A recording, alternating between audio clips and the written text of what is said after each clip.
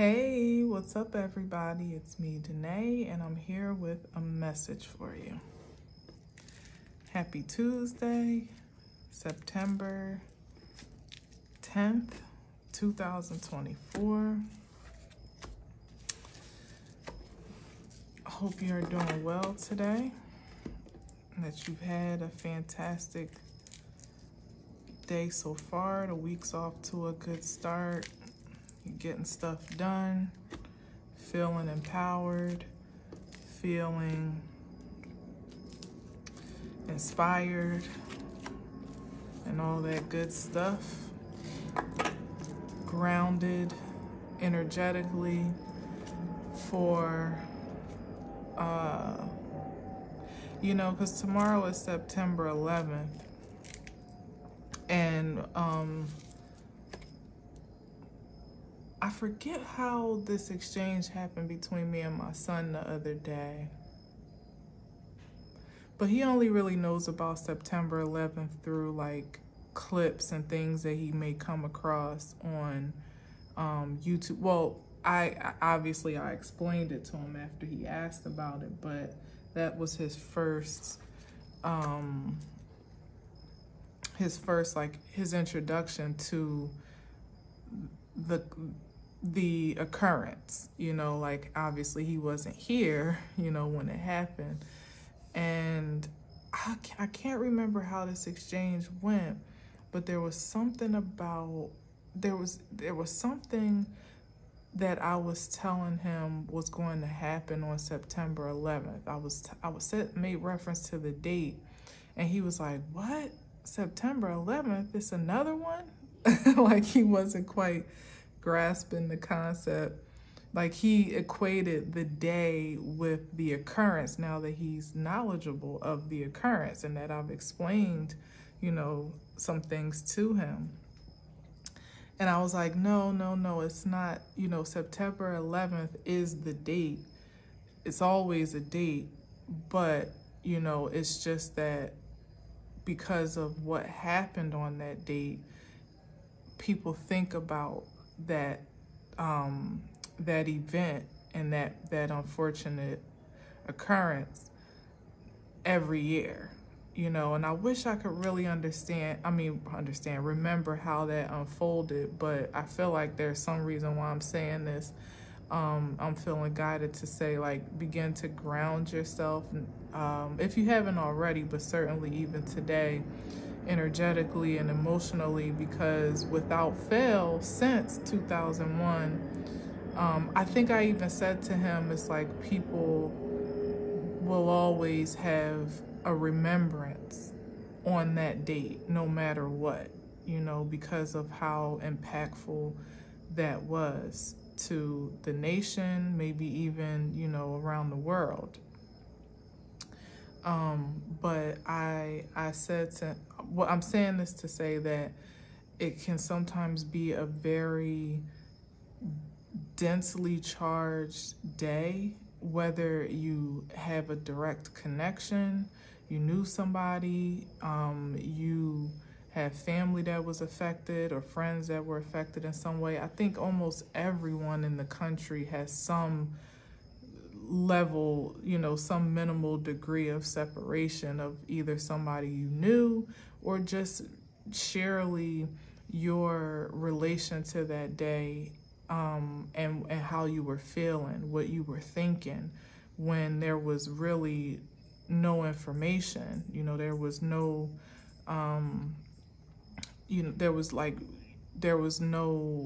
we didn't know what was going on. Like, I think everybody to some degree can at least remember where they were and what they were doing, if you were of age, of course, when you got the news, or when you when somebody told you, or you saw it on, the news, or whatever the case may be.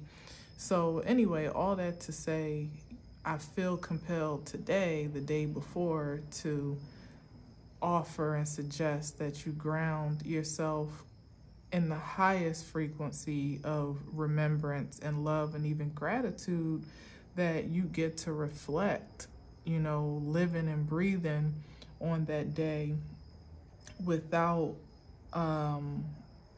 you know, for the most part, with the grace and gratitude of life itself, you know, because with all of the energy that is infused through that day, whether it be through mainstream media or even social media, sometimes you can absorb it as your own, and it can almost like inflict either wounds that were ripe at that time, you know, or even puncture new wounds in some type of way, if that's even possible so many years later. But certainly there can just be a trigger, you know, emotionally, that sometimes is not even so signature to our own personal experience as it is just the collective frequency throughout the day itself, you know. So anyway, I don't know why I feel like I needed to say that, but I did. So take it as you will. Stay in gratitude and grace. Stay upbeat. God forbid if you actually were personally affected in a very intimate way, you know, just still the same applies, that you get to hold space for life as you get to experience it, even as you remember those that, you know, may not have had that privilege, you know. I don't know. So yeah, 7 of Wands, this is like protecting your energy, you know, really, again, like considering like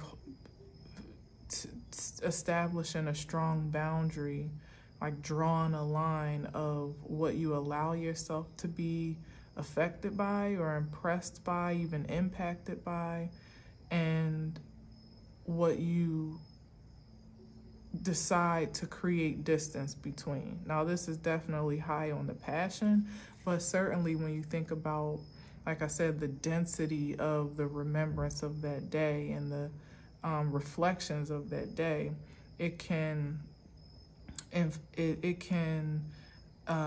influence your emotional frequency in a way that could ultimately impact your passion, your enthusiasm, your drive to do other things, you know, even to just kind of capture your attention from what you would typically be invested in or connected to. The day itself has a way of capturing all of our energies, and it could even be a siphoning mechanism, you know, like, I don't think I want to get into that, but if you know, you know that you really kind of got to protect yourself, because what it is, the reflection as it is produced, particularly in mass media and mainstream media, it has a different, there's a different agenda behind that than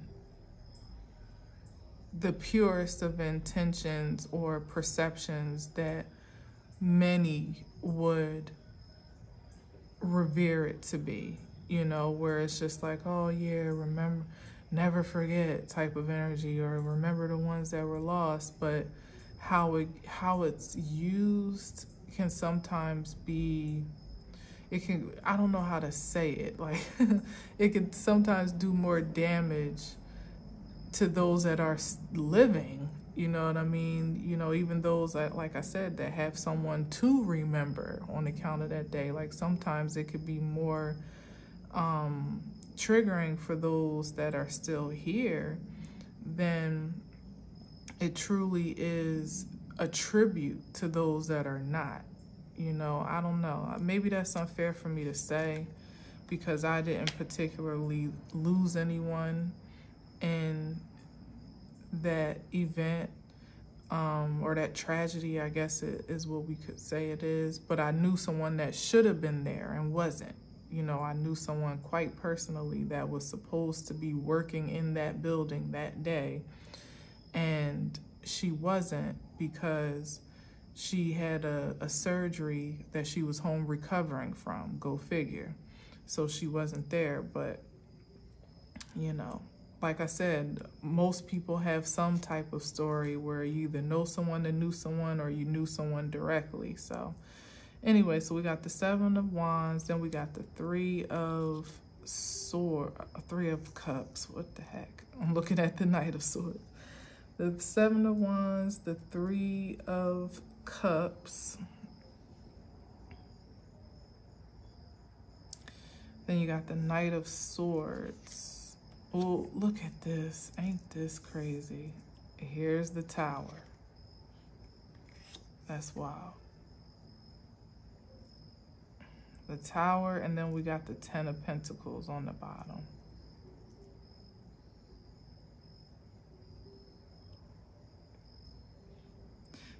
I'm getting like this could even be like the first responders, the Knight of Swords, that, you know, that were rescuers on the scene, some of which were of the most, you know, of the majority that were casualties of that tragedy. You got the 3 of Cups and the 7 of Wands. So this really just could be, you know, staying in the celebration, even in the memoriam of it all, to let it be in good nature, you know, to like this is the energy behind this boundary here, where there could be an influence to feel differently, you know, to be triggered in a different frequency, that on the other side or even internally, this is the vibration that you maintain with the 3 of Cups, being grateful. And it's because you know what it is, it's like, and it's crazy because when you consider, as my son said, like there's another one, you know, every year we are triggered back into this cycle of grief again, you know.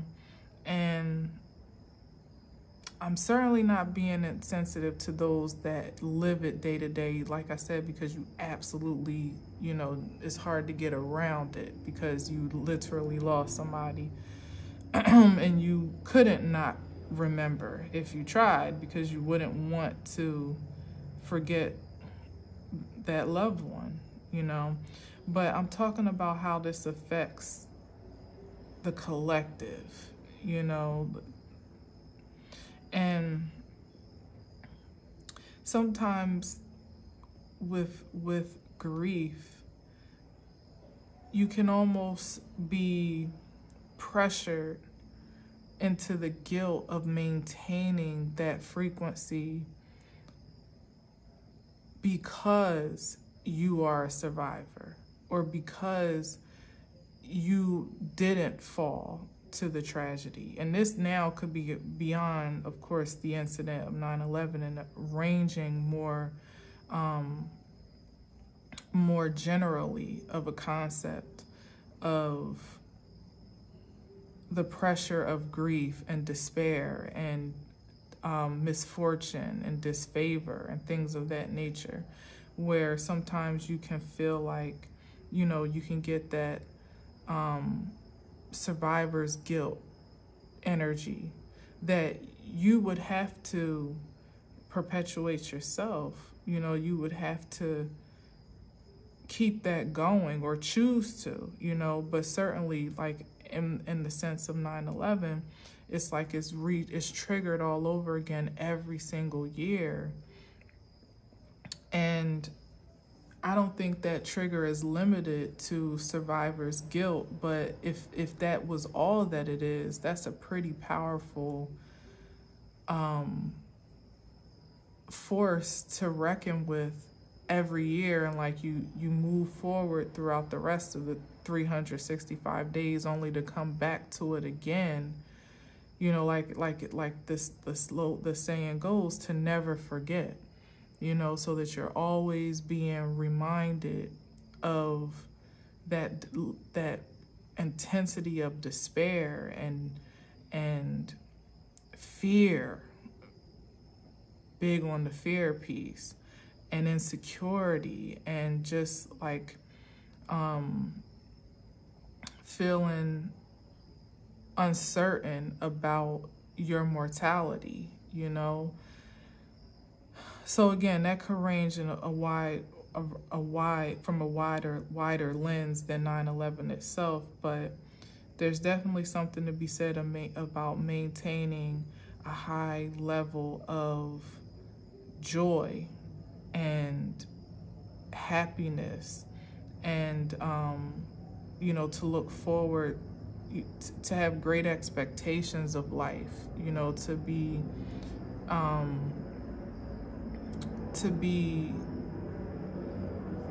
as consumed in the pleasantries of life as one can possibly be, you know, because sometimes when we look around, you almost feel guilty to be happy in your own skin, or to be happy with the life that you're creating, because you seem to be a bit outnumbered in that sentiment.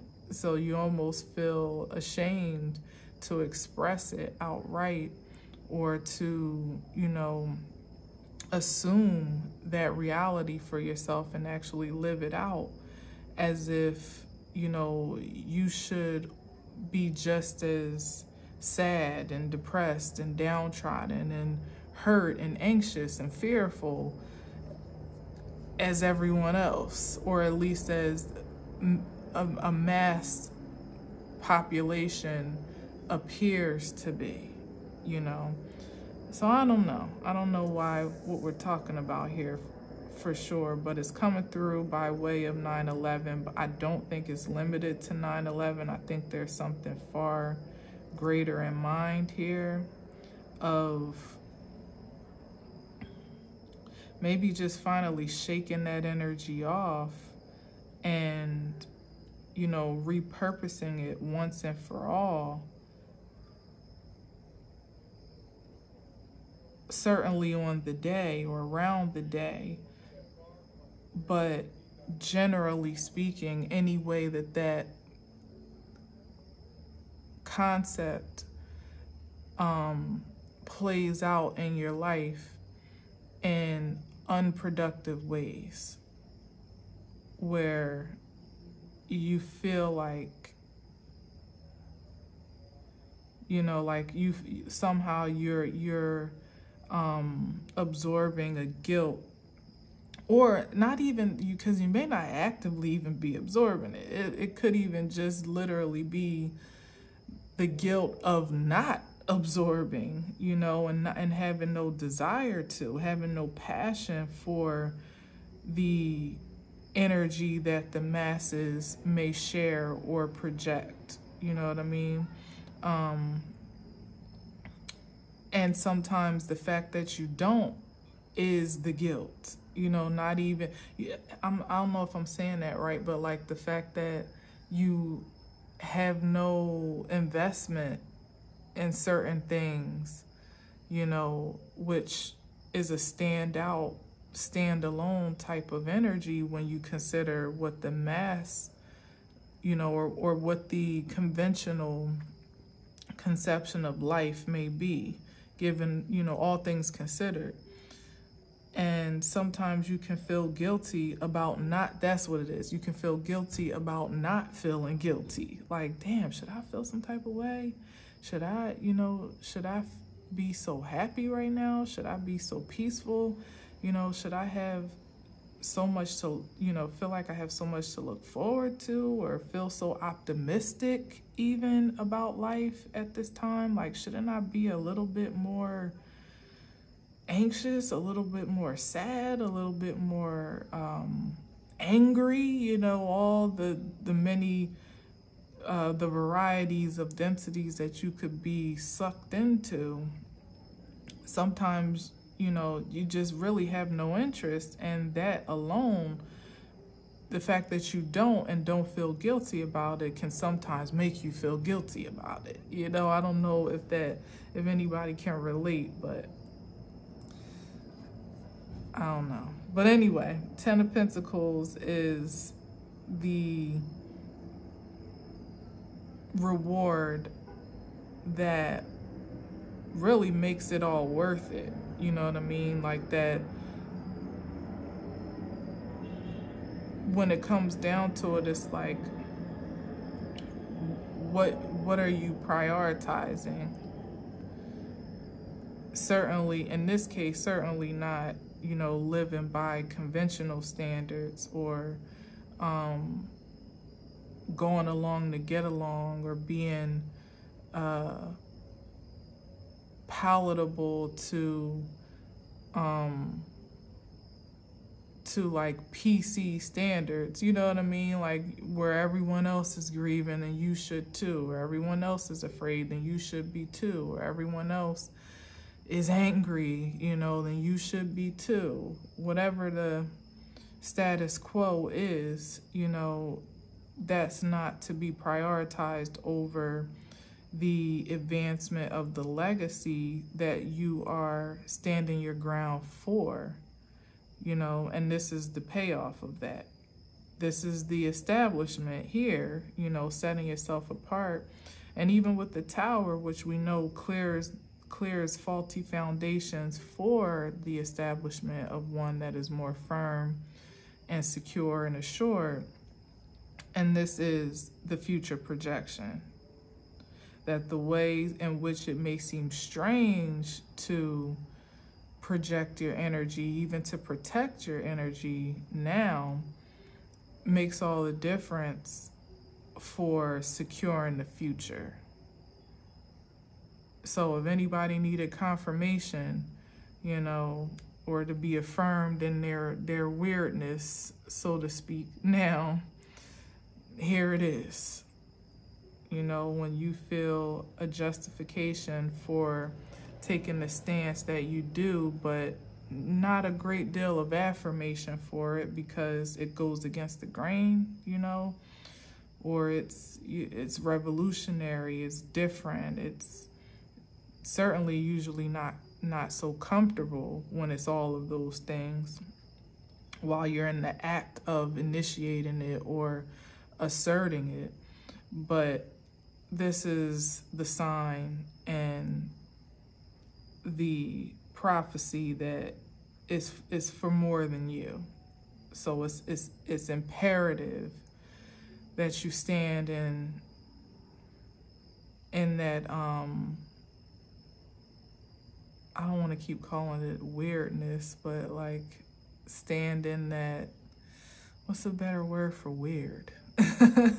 Like, I don't know, but you know what I mean. Uniqueness feels too nice, like too passive.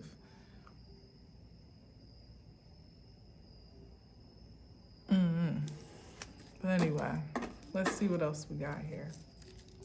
I'm really so astounded that the Tower came out. Ooh, and the World card, wow.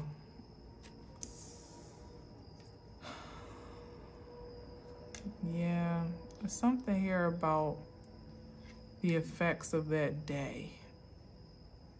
And maybe this year is the turnover year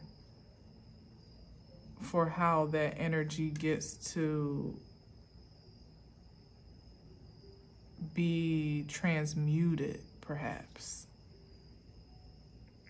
I don't know. Let's see. What's on the bottom? Yeah, for the Chariot, like to move forward from that fear and from that despair. Maybe perhaps they're going to, I don't see how, honestly, but I was going to say maybe perhaps they're going to produce the memorial differently than what we've seen in the past, where they, you know, they stand at the site and they call off all the names, and, you know, people speak, and they, you know, blow trumpets and all types of other stuff. And it's literally like, it's usually like hours and hours of coverage, live coverage, when it comes down to it.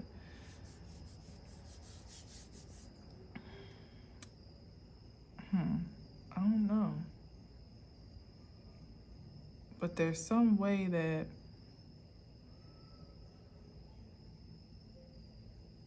maybe the spirit of the people wishes to move forward from that day.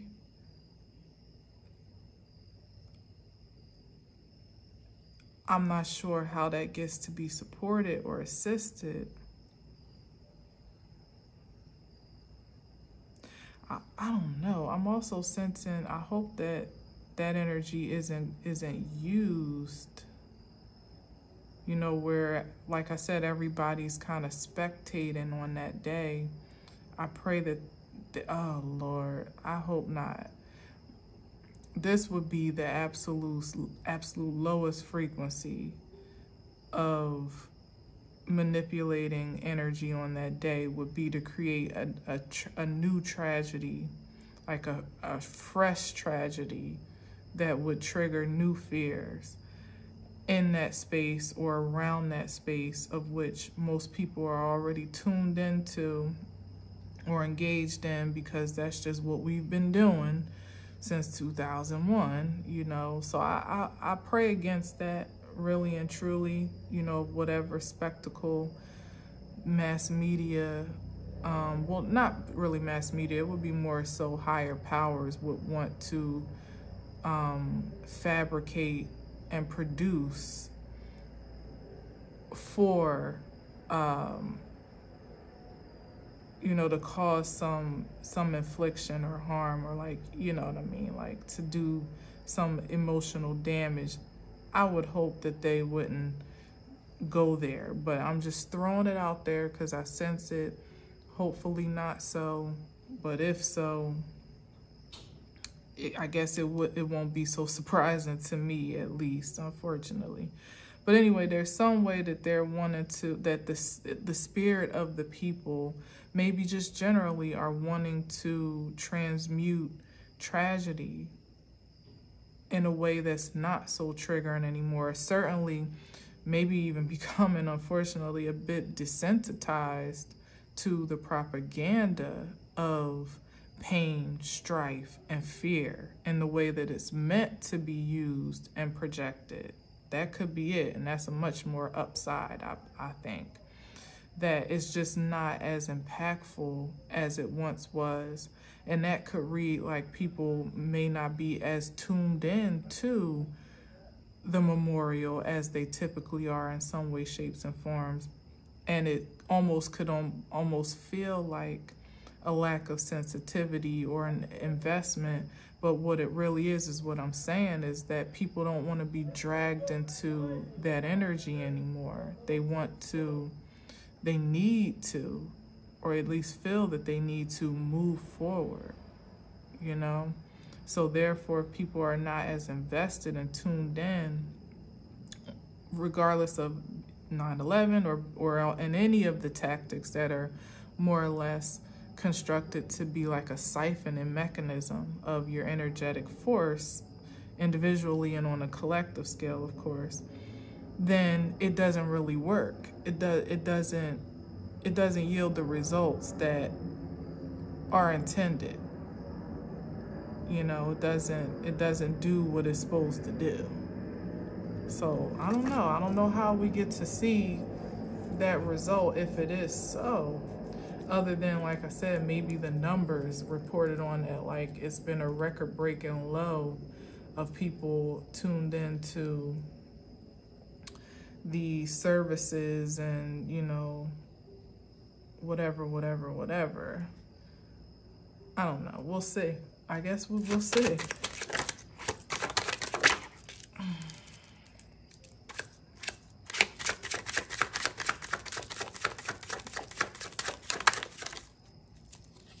Yeah, People are wanting to think more highly, more ascended of themselves and for themselves. A more evolved perspective of life.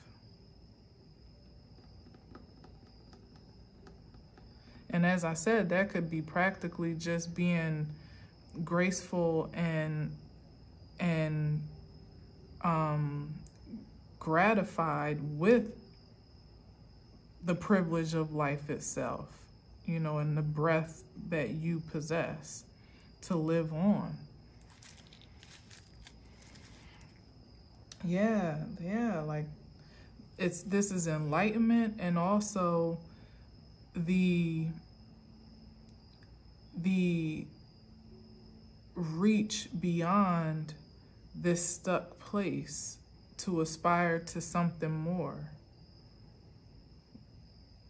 Like, maybe I don't want to feel helpless and hopeless all day long, or in any circumstance in my life. I choose greater, I choose more, I choose higher. I have access to a higher power, even if it's within my own being, then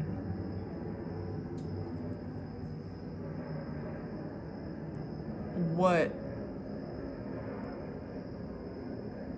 the three-dimensional world as it was may want to limit me, or at least the constructs of it may want to limit of me.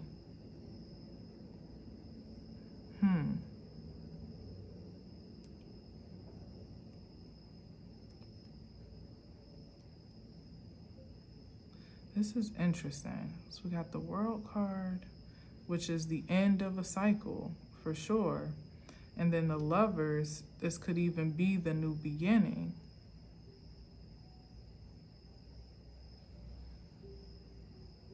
With new enlightenment and empowerment, I would say, on the highest frequency.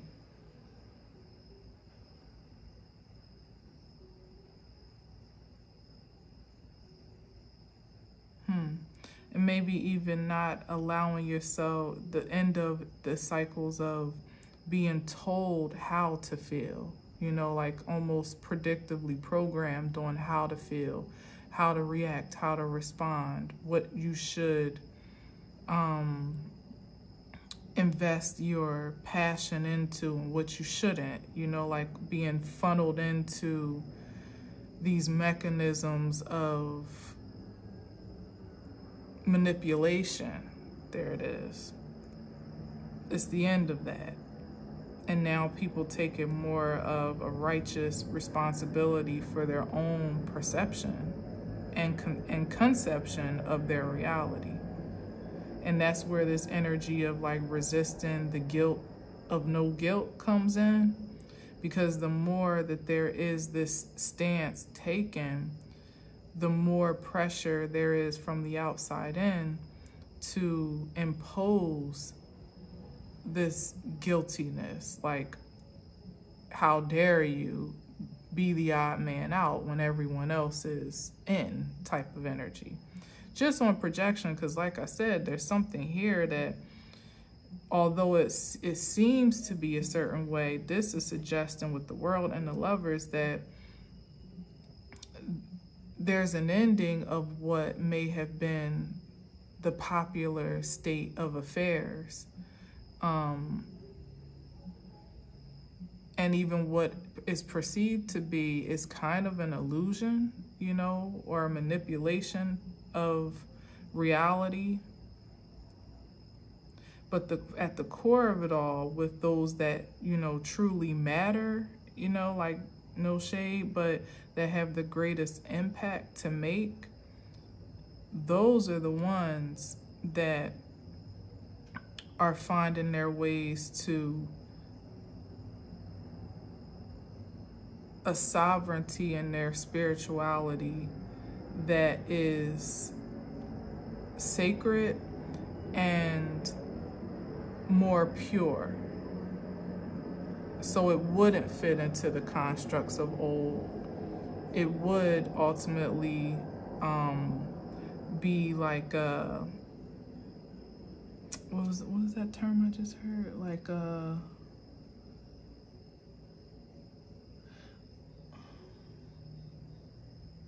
I'm hearing like canceled pretty much in a new world perspective from what it was, you know, in the old cycle, because it just doesn't have the same resonance in the reality as it's evolved to be that it once did before.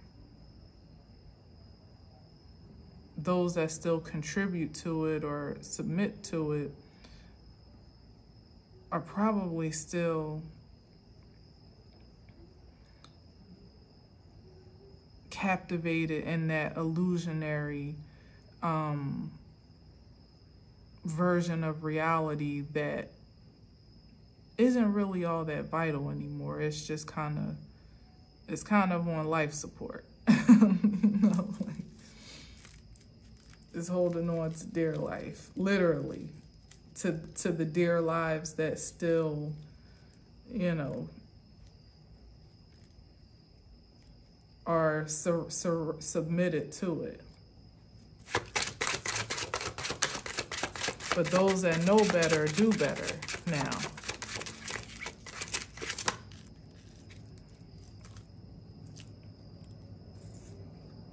Oh, is that 3? Oh man, that's too many. I'm not gonna take all these, or should I? I don't know, let's see. We got the 6 of Swords, the Page of Wands, and then the 10 of Wands. Yeah, this is like, it's like moving on, crossing over into this a renewed sense of passion and creativity that seems a bit foreign. You know, it's almost in a foreign land, and it's foreign in identity. You know, it's just fresh, it's just new, because it's not what we're used to by way of our carnal and karmic conditioning. But like I said, this is these are the bricks that are being laid for the foundation of the generations to come. Case in point with the Page of Wands, to create opportunities that may not have even existed before, you know, in our consciousness, for those that will know no different, you know what I mean, on account of what we have aspired and had the audacity to pioneer, regardless of the resistance and the pushback and even the temptation to remain complacent. But here's the Page of Wands with a new outlook, new adventure, new discovery. And this doesn't mean that it doesn't happen for those that are paving the way, because this is reserved for them as well. But it certainly, to me, speaks to how the next generation gets to have a completely fresh start, like devoid of the old conditioning, if we are on the right trajectory here, you know, or on the righteous trajectory, I should say. And this is the 10 of Wands, which to me is like what's being left behind in that old world mentality, this struggle and strife and pain and fear. And like I said, this like a re-injury to the senses, you know, or what is that? A re-injury to, you know, like when an athlete re-injures himself. But what is it in this case? Because it's wand energy.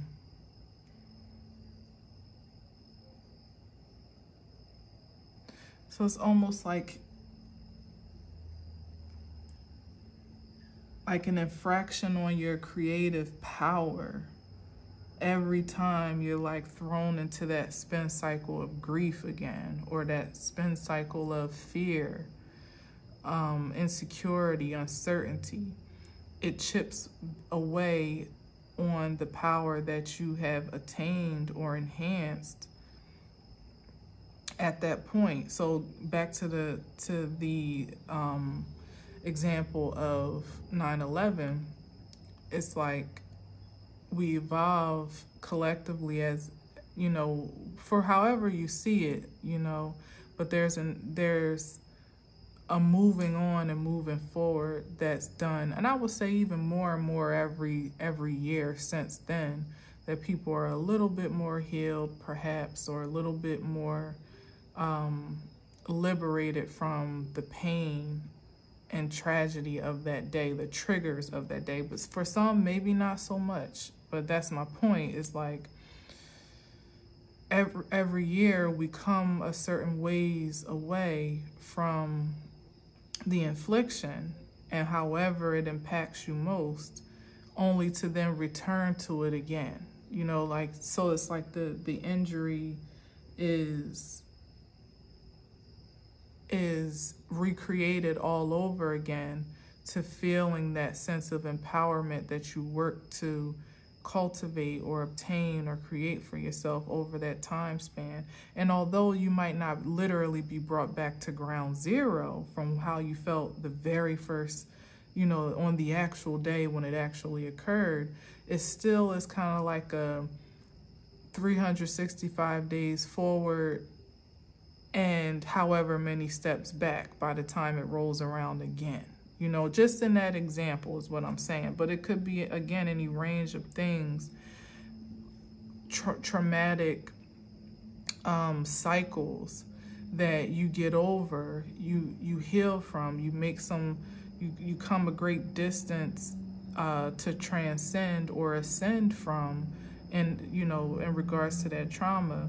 And then something is imposed into your auric field that triggers you and brings you back, like almost regresses you back into a place in time where you have to rebuild again, or just progress a bit more again, whether it is back to where you last left off or a little bit further this time. But then again, here you get hit again and you're back. You know what I mean? It's like this ping pong effect that I'm trying to explain, that I know can't be productive. It can't be progressive for creation individually or collectively. And there's something about that that's being reformed this time around.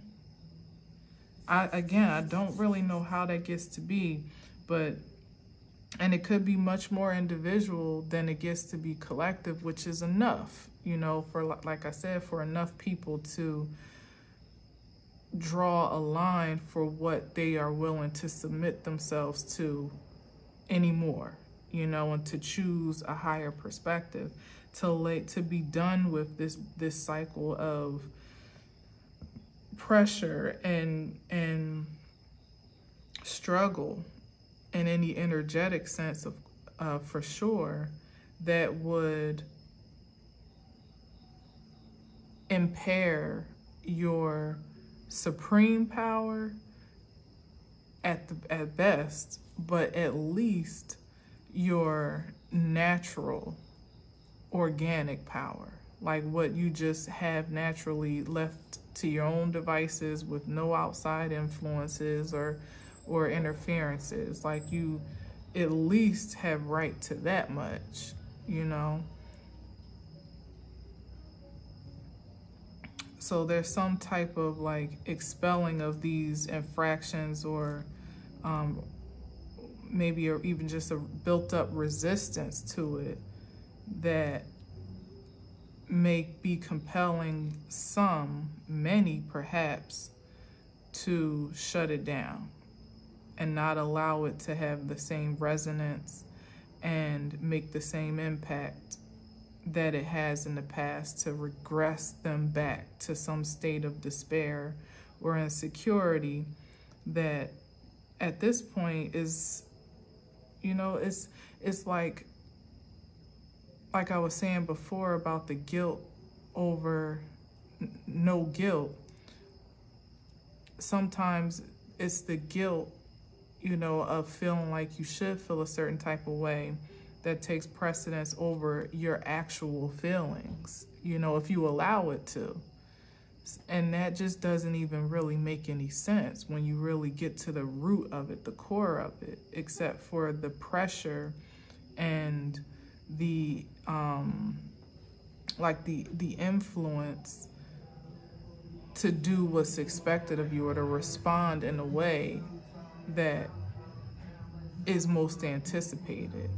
But if you really get down to, you know, the core of how you're actually feeling about a thing, you know, like how you actually, like, what is it that triggers you one way or another about a circumstance, an occurrence, a unfortunate event, a tragedy, a trauma, a day like 9/11, like at the core of it all, even for those that have experienced loss, what is the core of that infliction? You know, like, what is it really and truly?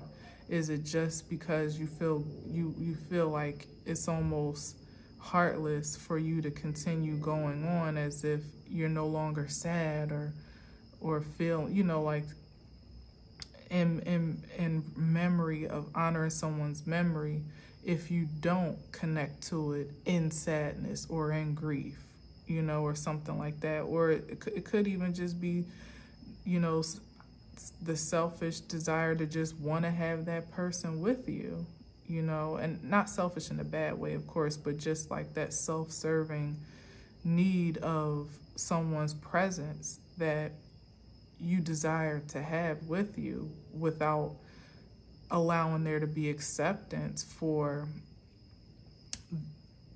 the ordination of life as it turned out to be, you know, as unfavorable as it may be to you offhand, that it just is, you know, like, I don't know, I feel like I'm going too deep into that, but anyway, it's the stresses and the pressures that we carry willingly with the Ten of Wands, that we have the choice to call an ending, you know, to be in alignment with an ending of, you know, like, you don't have to carry any more burden than what you say is necessary, and certainly than what is due to you or assigned to you.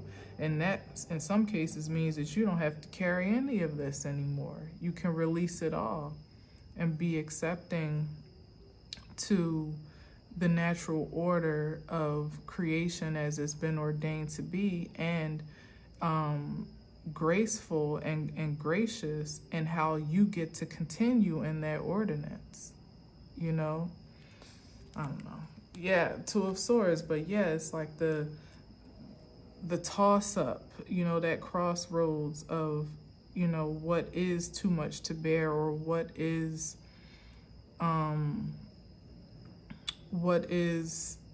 assigned to you, like what is actually yours, what is justified, you know, like to really have to get to take responsibility, full responsibility and accountability for that decision-making process can sometimes be a lot of pressure, you know, of not really knowing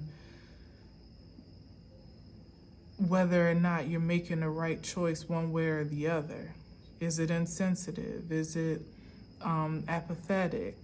Is it too sensitive? You know, is it depressive? Is, you know what I mean? Like, you don't really know how to be sometimes with all the impressions and projections on the outside, which is why it's most important to shut it all down, get with yourself, and decide what makes sense to your senses, and not allow yourself to be swayed or pressured any way in particular other than what you decide is true for you holistically. Because this can be like an indifference, which sometimes, you know, is called for, where you don't really feel one way or the other. You, again, it's to me even a form of acceptance to some degree, where you just allow life to be. But it can also be a refusal to choose, you know, or not necessarily a refusal, but an apprehension, you know, like where you don't even feel safe sometimes or secure in your decision-making process. But you can release that. That's one of these burdens that you're gonna have to trust yourself, especially if you are submitted to a supreme identity, you know, and that's just really just you being the absolute, having the intention at least to be the absolute best that you can possibly be at all times. You know what I mean? Not striving for perfection per se, or even any godliness if you don't feel that that's within your reach, but just within the integrity of your organic identity. And oftentimes, of course, that is certainly with consideration to how your energy makes an impact outside of you, for sure, but definitely how it starts with you even more.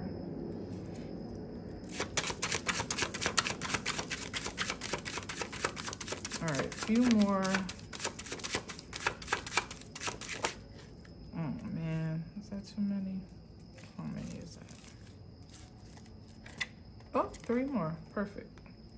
So we got the Wheel of Fortune, which definitely speaks to what I just said about, this is like the karmic energy that I was talking about yesterday. Karmic, dharmic, whatever the case may be, like however it is that you're feeling conditioned or reconditioned or unconditioned to conceive of it, is a personal proclamation. You know, it's nothing that can be dictated to you otherwise. Like, it's a personal choice that either you defer for someone else to make or you assume as your own personal right. But either way, you're the body, you're the spirit in the vessel, you know. So all that you assert yourself to or allow yourself to be assigned to still has a direct reflection and route of return to you. You know what I mean? Like, it's, even if you defer your power, it still has an effect. However it gets to be used has an effect on you. So how does that play out? So I guess you could play into the 5 of Wands energy here with, you know, the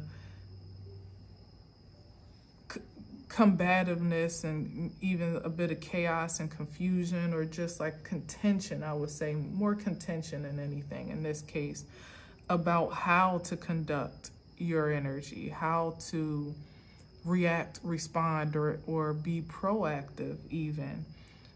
You could submit yourself into that ring of fire, or back to the beginning, you could stand your ground above the fray and beyond the fray on what you feel is sound for you in the present and also in the future, because this is giving both of those vibes here with the Wheel of Fortune. That's like divine time, fated energy, like what is now, projecting what is to come. Like I said, whatever it is that you're creating in this moment or have created is what's manifesting now, and whatever you're contributing to is what is to come.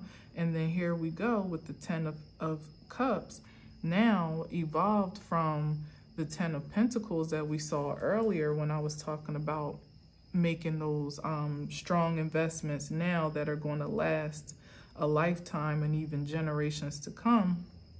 Here's the 10 of Cups, which is advanced even more to bliss and blissfulness. It's not just material reward and satisfaction. This is spiritual. This is peace. This is happiness. This is love. This is my legacy is well and thriving, whether we have a lot or a little. Quite honestly, there's always the implication that there's still prosperity, even with the 10 of Cups, but it's not focused on that. and certainly not limited by it, which in this realm of reality, there's no better, more affluent place to be, because material things are so fleeting that you couldn't establish a foundation on that truly, in any truly secure way, without having established this foundation more on the internal front than anything. It's just like leading a legacy of truth and peace and wellness on a spiritual, in a spiritual nature, which is eternal. It outlasts the, the test of time here, and everything that might evolve and change with it throughout lifetimes and generations. This is like the continued passed down frequency of love, no matter what, literally, no matter what. So that's what makes it all worth it, because a lot of times what we're most influenced by and even manipulated by is a material return or withholding for our actions and reactions. Like, if you don't do this, then you won't get that. If you do this, then you don't get, you know what I mean? Like, always literally cause and effect. But again, from a more karmic perspective, right? But as I was saying yesterday, we're reshaping our minds around the realization of Dharma, which the 10 of Cups compared to the 10 of Pentacles speaks more to me. That is something that can't even really be measured.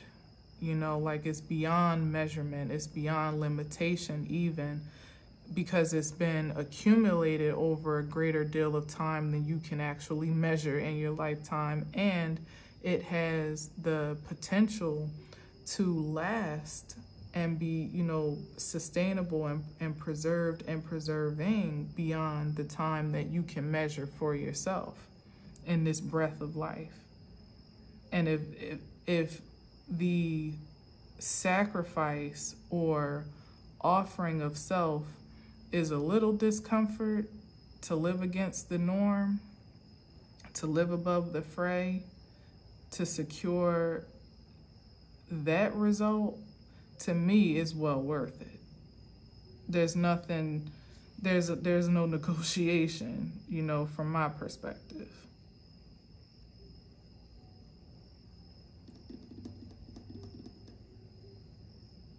So again, this is like laying down those burdens and being submitted to like the acceptance of fate and destiny and whatever that gets to play out to be, instead of fighting against it, going with the flow and seeing a great deal of reward that, even though, I'm saying it in the sense that it's something that's immeasurable, it still is the 10. So there is measurement there, obviously, but that it's so much more of a reward than what you would have accounted for, particularly in your limited scope of give and receive, or cause and effect. Certainly in the like the delusional state of that perception, where it's been challenged for you to see it as revolutionary as you do, leave it up to those that oppose and resist. It would be contained in such a way that you wouldn't even access the privilege of, how can I say it, like a supernatural, or let's just say supersized result, one bigger than you, more than the result, a bigger result than the work you put in for it. I don't know if I'm saying that right, but there's something much greater at large here, and certainly greater to gain than what's right in front of us. And of course that sounds so like cliche, like, okay girl, but I don't know how else to really drive that home than to just really affirm those that may feel a bit out of sorts, you know, because you're a little out of ordinary or maybe even extraordinary, that you're in great company with the divine, especially at this time, to just stay aligned in that frequency, because it's paying off more than what you obviously can realize in this moment, with the limited landscape that we have to perceive it, but certainly much more than what is fated to evolve. Certain, you know, maybe slowly but surely, but definitely certainly. It's not for nothing. You're not for nothing, and everything that you're doing is extremely relevant and important. Let's see what's on the bottom. Wow, 3 of Swords and what? That's so weird.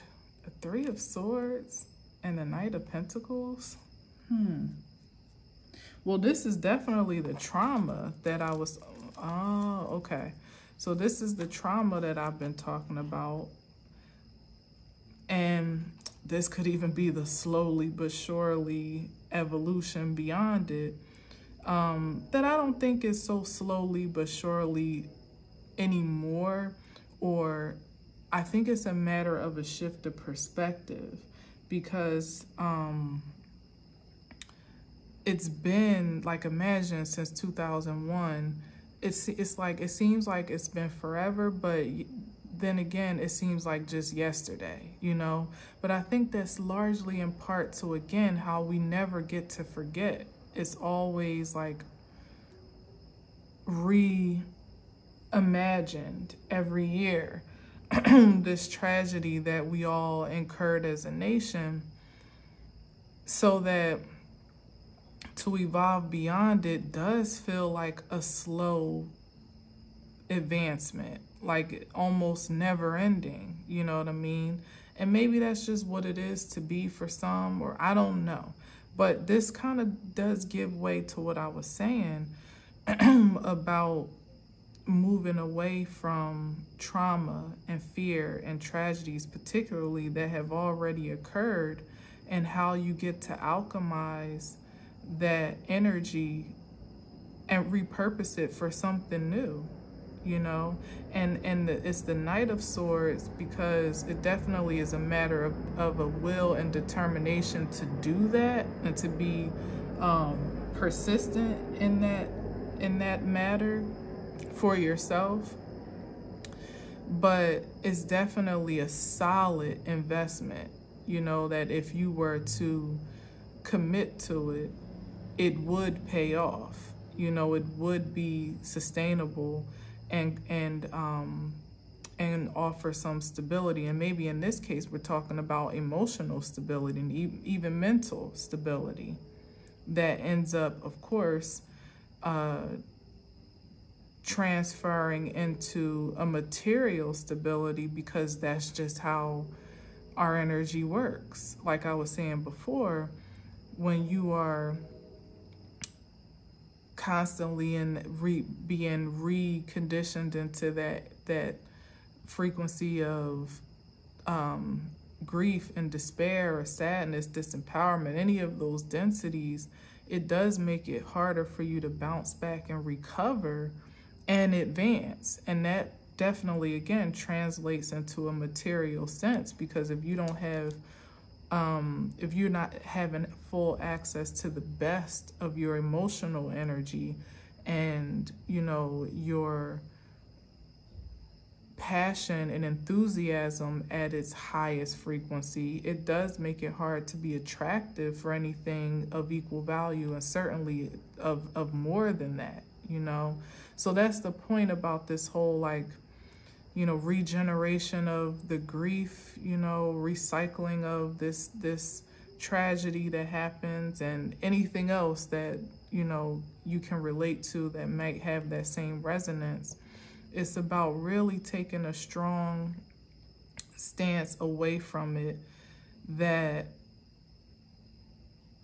is, you know, that may not be an altogether quick turnaround, or like I was trying to say, it may seem like it's been like a stop start, or get a little farther ahead, and then you get pulled back, and then you get a little farther ahead, but then you back, you know what I mean? Like that ping pong back and forth effect, because it actually has been, until there's been, and even with the best of determination and resilience and persistence, you can't help how, you know, trauma can be triggering unless you establish certain boundaries and standards for yourself where you no longer allow it to be. That's where I think the point of this is here. So there are those that are going to continue to be pulled, you know, pushed and pulled, seemingly against their will, but certainly everything is at your will and by your decision, back to that Two of Swords energy. And there are those that are just ready to be catapulted forward, that no longer want to be held back by those densities anymore, and so they refuse to be. And although by the human eye, you know, in the human perspective, it may seem like a very gradual process on that journey, the Wheel of Fortune is something that could accelerate you light years, literally have you jump timelines, just on account of your insistence to do something different and to aspire to something higher. So where you think like, oh, let me strap in for the long haul, you would be surprised at how advanced you seem to travel just because you decided to take the journey, you know, and to stay the course at that. And I'm just sensing that there's more people that are up for the trip than ever before.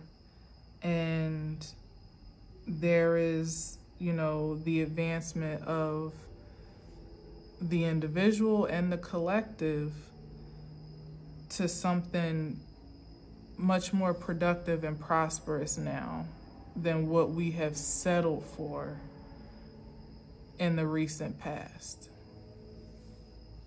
And in that case, God bless America. Shoot, God bless the world. All right, so I'm gonna leave it there. Thank you for listening and watching.